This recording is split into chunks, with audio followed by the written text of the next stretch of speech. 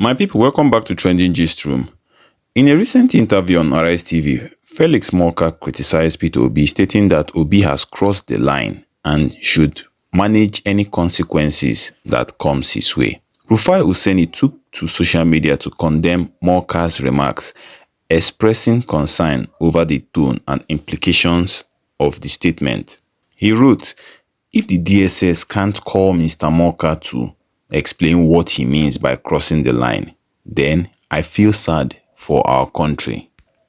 This incident highlights the ongoing tensions in Nigerian politics and the challenges of maintaining respectful discourse. What are your thoughts on this exchange?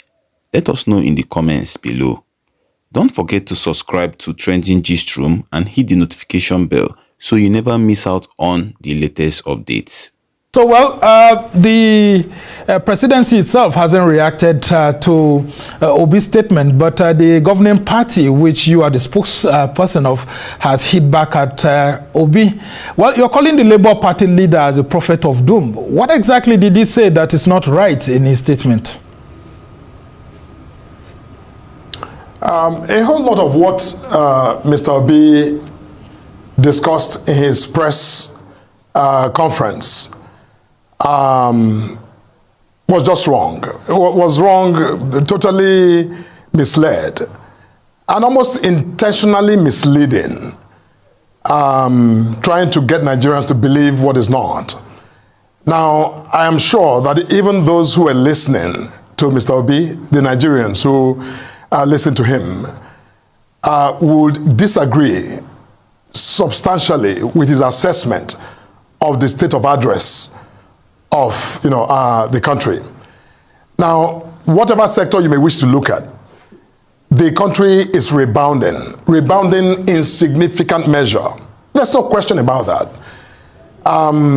Yes, things were rough, at the beginning, but the roughness didn't start with this administration.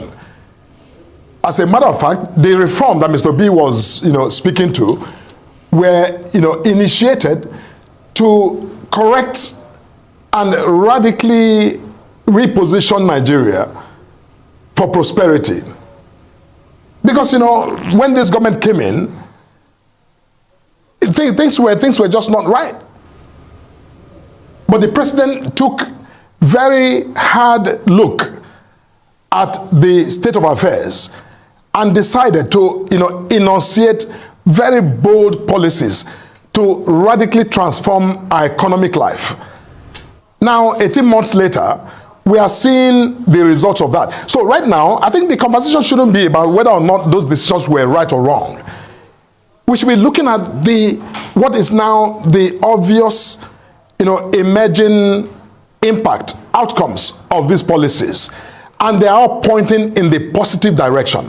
So when Mr. B says that everything is worse today than it was yesterday, I disagree, and I think many Nigerians will disagree with Mr. B, because that's not an accurate assessment. Well, he actually says that most of the borrowings by the Tinubu-led administration are not tied to specific projects and investments, and that we seem to be very high on borrowing but very low in terms of specifics when it comes to projects. And he says that the president seems to be traveling more abroad, and that he should stay more at home, spend much part of 2025 to not only stay at home but to travel around the 36 states by road. And then, of course, use public-owned medical centers. I mean, shouldn't be some of the standards that the APC should be setting if indeed things are getting better, based on what you said? Samuel, the president was elected to govern.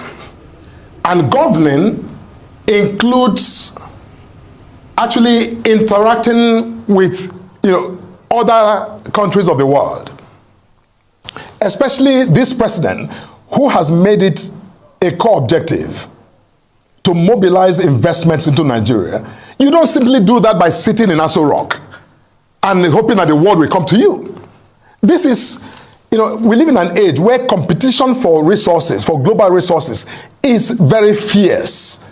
Every country of the world, Ghana, Cote d'Ivoire, South Africa, are looking for the same investment that Nigeria is looking for.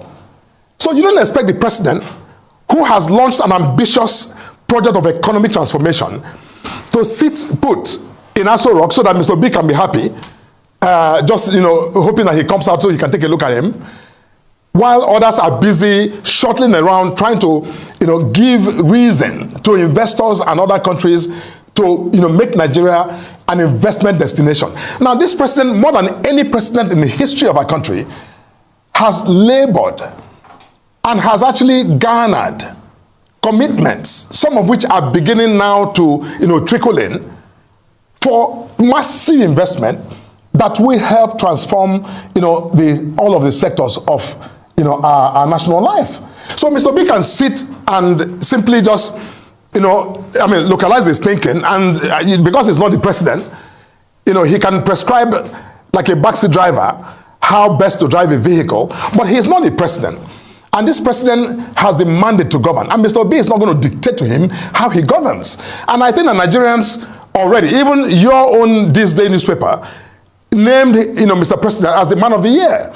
If he was simply sitting in one place and doing nothing, I doubt that you would find him worthy of such a prestigious award.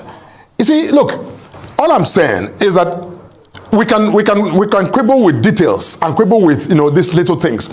But Sambo, we must look at the big picture and see where this president is headed. Now, look at what is going on. Look around you. Is it the refineries? Is it agriculture? Farmers have never had it so good, getting a fair value for their labor. In my district of Delta, farmers, those who know me, they come to me to say, look, you must thank Mr. President for us, because, my yam farm is producing for me yield and income that far exceeds what I have gotten in years combined before now. So while the people who, listen to Mr. B are screaming, the real Nigerians who are in the productive sectors, who are actually producing and, selling their products or services, are blissing out right now. So I think that, we must take that in context and not, fall into this extreme pessimism that Mr. B is become, a champion of. And you've actually hit back with a volley of attacks. Calling Obi a prophet of doom. Some of you have said that he's always embarking in voodoo economics that are not in line with current realities. Don't you think, that's a slingshot that's gone beyond normal politicking? No. He is the one that's throwing that. Mr. B is shooting from the hip. He's not looking, he's not taking an aim. He just, shoots widely like, what we used to see in movies back in the day, in the Wild Wild West. He is not being rational. He's absolutely irrational in his thinking. And in his public commentary, for a man who was governor for 8 years, who left nothing to remember in Anambra State by way of a legacy or transformation, but all of a sudden, he served as governor 8 years. He didn't have the wisdom or the smarts to change Anambra State, to make Anambra the beacon, that example of, governance in the country.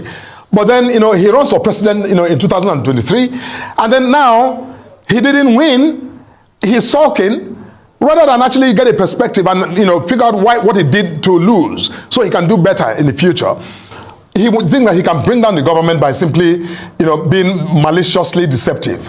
That is wrong. I'm not somebody to, to go on that offensive in that manner. But Mr. B has crossed the line so many times, and I think that at this point, he has coming to him whatever he gets, he needs to manage it.